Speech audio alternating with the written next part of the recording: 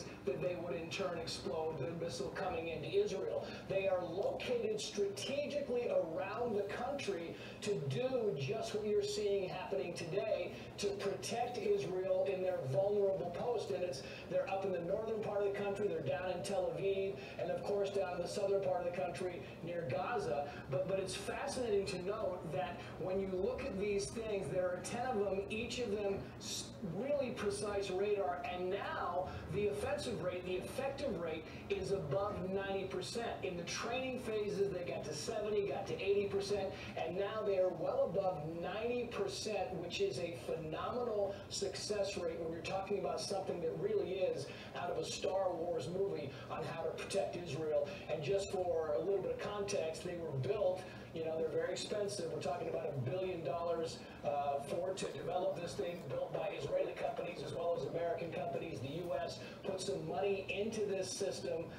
upwards of close to $1 billion. They're very expensive to operate, very expensive to build, but the bottom line is, as you're seeing today, they work, and these are invaluable to Israelis. Chef. Some further reporting I want to give to our viewers. Again, this is not Fox News reporting. This is the reporting of the Jerusalem Post, and this has just crossed. The 2 rockets fired included loud explosions. According to these reports, 2 Fajr 5 rockets were fired, according to the Jerusalem Post, by Palestinian Islamic Jihad, which over there they call PIJ, in Gaza, which the J Post describes as the strongest group in the coastal enclave after Hamas.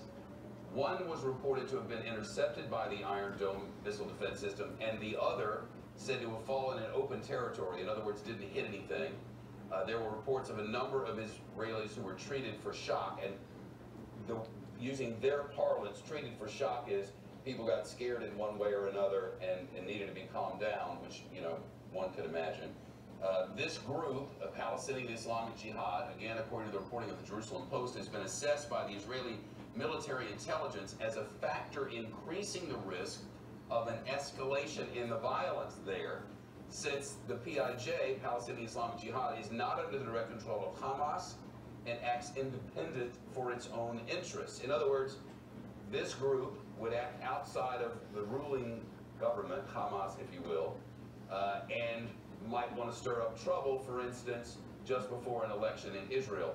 Going on to continue the reporting from the Jerusalem Post, the group first fired an Iranian-made missile at Tel Aviv during Operation Pillar of Defense. That was back in 2012 from the blockaded coastal enclave. So that's the latest reporting from the Jerusalem Post. And it goes on to say that the Israeli Defense Forces have warned that both Hamas and Palestinian Islamic Jihad have restored their military capabilities to back before the 2014 incursions, and expect that in the next war in the southern communities bordering the Strip would be incessantly pounded with rockets and mortar attacks. So in plain speak, what they're saying is, down in the southern part of Israel, across the border, the rockets and all the facilities have been reestablished, they've been refortified, and they're ready for a fight whenever it comes. This is a cycle that has been ongoing for a very long time. That's not to say that something is about to happen, but the Post is reporting accurately, according to our sources, that the rockets are in place and both sides are ready for the next time there is some sort of uprising.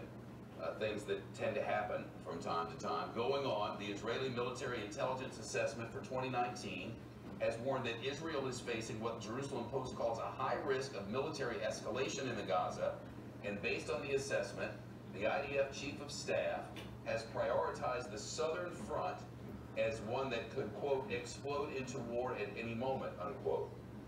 As one of his first visits as Chief of Staff, he went to the Southern Command and met with senior officers and approved operation plans for war, including setting up a centralized administrative unit to prepare a list of potential targets in the Gaza in case a war should at some point break out.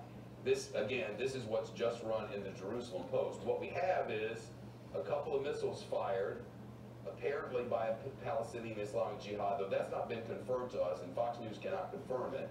That's the reporting of the Jerusalem Post. One intercepted by Iron Dome, the other did no damage. People were scared by this, some of them. The sirens went off in Tel Aviv and in central Israel, and at this moment, nothing further has happened. when this sort of thing happens, the rhetoric is dialed up on both sides of the border, and certainly they are on high alert, if you will, anytime around an election there, especially given there's very serious charges against the Prime Minister and a lot of political infighting, and really many questions about what direction the government of Israel will take in the days ahead. Jennifer Griffin on Iran funding here. Jennifer, there are a lot of players in these things. Hezbollah.